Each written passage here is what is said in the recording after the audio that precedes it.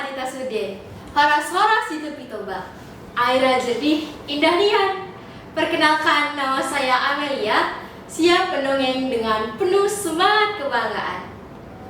Halo semuanya, nama saya Amelia, saya kelas 9 dari SMP BPK Penabur Jatibarang, Kabupaten Indramayu, Provinsi Jawa Barat. Pada kesempatan kali ini, saya akan menceritakan sebuah dongeng yang saya buat sendiri dengan tema khusus belajar dari kearifan lokal. Dan di sini saya mengangkat tema kebudayaan Sumatera Utara karena saya menganggap kebudayaan Sumatera Utara sangat menarik, terkhususnya di Tanah Toba yang kaya akan nilai dan keindahan alam. Jadi, seperti apa perkembangan alur dalam cerita ini? Langsung saja, mari kita dengarkan cerita ini. Pada suatu hari, di kota, ada anak yang selalu dimanjakan dengan teknologi bernama Raka. Saat pagi hari, ia terbangun dari tidurnya dan langsung membuka ponselnya. Kehidupan di kota membuat ia tak bisa membayangkan untuk hidup jauh dari teknologi. Saat masa liburan telah tiba, Raka yang awalnya senang karena masa yang telah dinantikan telah tiba, seakan harapannya pupus ketika sang ayah berkata, "Raka, liburan kali ini kau akan tinggal di desa bersama Opung." "Apa? Di desa? Gak mau, aku lebih baik di sini, bermain game atau nongkrong sama teman-teman aku." Lalu ibu Raka pun ikut. "Cobalah saja nak, pelajari suasana di desa nanti. Kau akan belajar banyak hal baru di sana." Akhirnya, dengan berat hati, Raka pun mengiyakan permintaan kedua orang tuanya.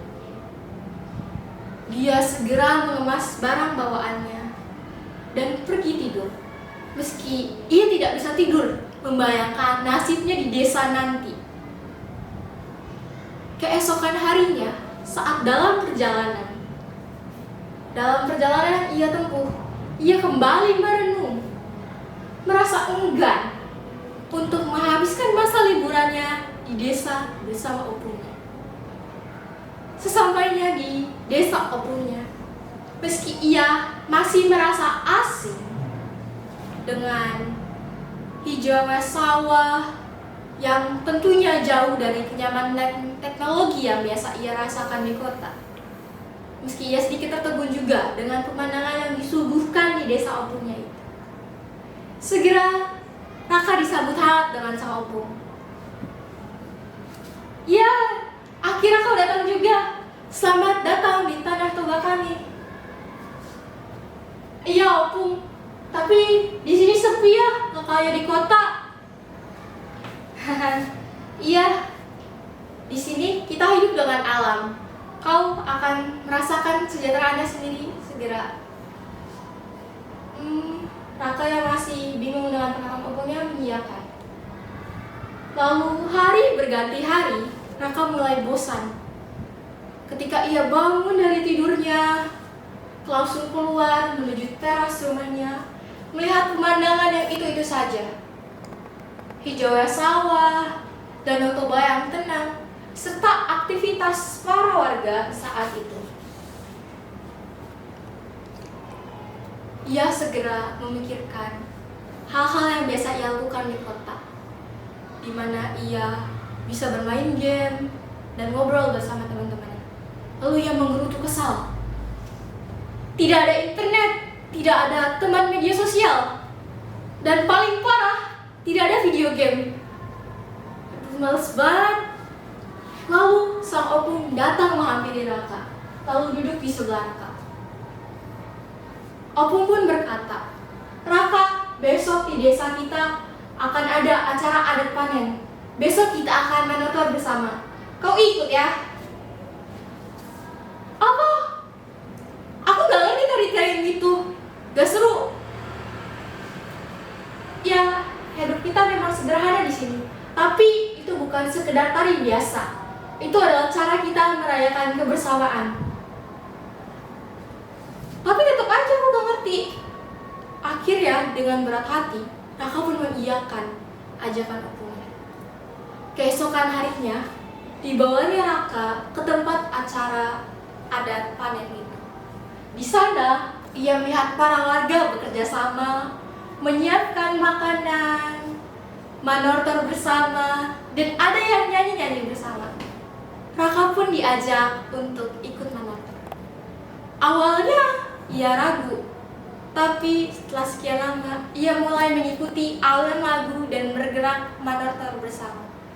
Setelah itu, Raka kembalinya diajak dengan para warga untuk makan.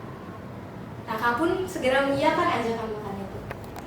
Di sana, ia diberi makan mie gomak. Lalu Raka segera mencicipi mie gomak itu. Betapa terkejutnya Raka dengan cipta rasa mie gomak ini. Ini mie gomak makanan khas Sumatera Utara. Wah, enak banget. Wow. Setelah usai, Raka diajak opungnya ke tempat adat acara lain, di mana Raka diajaknya untuk melihat para warga yang sedang membangun rumah adat Batak saat itu. Raka kembali ke kebun dengan kerjasama mereka. Karena di kota, ia tidak pernah merasakan kebersamaan. Ia tidak pernah merasakan kebersamaan yang sejati di tengah hiruk pikuk kota dan kenyamanan teknologi yang biasa ia rasakan di kota. Dengan perjalanan pulang ke rumahnya, dengan hati yang hangat, memikirkan hidupnya yang biasa-biasa saja di kota. Dan akhirnya ia menemukan belum hal yang biasa ia temukan di kota. Kemudian, suatu pagi, ada investor datang dari kota menawarkan sejumlah uang yang banyak ke desa itu. Segera, desa dibagi menjadi dua kelompok. Kelompok satu, ada yang menganggap itu sebagai peluang agar desanya bisa menjadi berkembang lebih baik. Dan satu lagi merasa bahwa tanah leluhur itu tidak bisa dijual begitu saja. Ini kesempatan emas, uang banyak bisa membuat kita lebih hidup baik. Kita bisa menyalurkan anak kita di kota. Lalu warga yang lain berkata, tidak bisa, ini warisan kita. Ini tanah nenek moyang kita. Kita tidak bisa menjual begitu saja. Raka yang saat itu masih bingung dengan cara hidup di desa dan di kota, langsung menyampar opungnya. Opung, bukankah mereka kemarin baru saja makan bersama dan berbagi? Kenapa sekarang malah bertengkar? Lalu Opung menjawab, iya, memang uang kadang bisa merupakan sesuatu hal yang sangat penting. Tanah ini bukan tanah tempat tinggal biasa. Ini adalah sebagian dari sejarah dan sebagian dari diri kita sendiri. Lalu Raka bilang, bagaimana kalau uang itu dijadikan kita untuk membuat desa kita lebih berkembang dan lebih modern? Ya, kau harus bijak dalam memilih pilihan itu. Jadi, kau pikirkan sendiri, lebih baik kita kehilangan tanah kita atau bagaimana?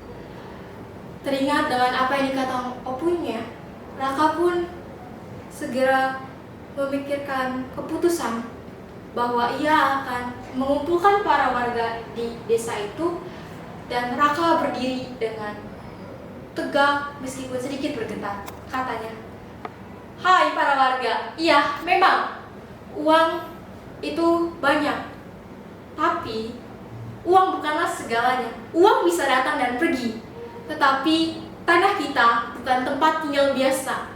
Ini adalah ciri khas kita, di mana di sini kita tumbuh bersama, yang menyimpan cerita kita. Tidak bisa dijualkan begitu saja. Saya yakin dan percaya ada hal lain yang bisa kita gunakan untuk membuat desa menjadi lebih baik. Lalu warga protes dengan apa yang dikatakan Raka. Bagaimana bisa? Kita membutuhkan modal untuk membuat desa kita lebih modern. Bagaimana kalau kita membuat desa kita menjadi tempat wisata budaya? di mana para wisatawan akan mempelajari budaya kita dan merasakan kehangatan yang biasa kita rasakan di sini. Sambil mereka belajar dengan Danau Toba yang dikenal akan keindahan alamnya, dan suku Batak yang akan menjadi kekuatan kita untuk bersatu. Kemudian warga mempertimbangkan apa yang dikatakan Raka, dan akhirnya sepakat untuk membatalkan janjinya dengan para investor itu. Raka pun merasa senang karena ia berhasil mendukung untuk tidak menjual tanah itu. Ia kembali ke neneknya. Setelah neneknya tahu bahwa Raka bisa membuat warga percaya, Opung pun bangga. Opung bangga karena Raka bisa membela dan menyuarakan hati Raka kepada para warga. Akhirnya Opung memberikan Raka ulos untuk oleh-oleh. Ia berikan ulos itu sebagai tanda bahwa ia telah berani menyuarakan hatinya ke para warga. Akhirnya saat libur panjang telah tiba, Raka pulang dengan hati dan semangat yang baru pulang ke kota. Meskipun jaraknya jauh, tapi ia senang karena banyak pelajaran yang berharga yang Raka dapatkan dari liburannya di desa bersama opungnya.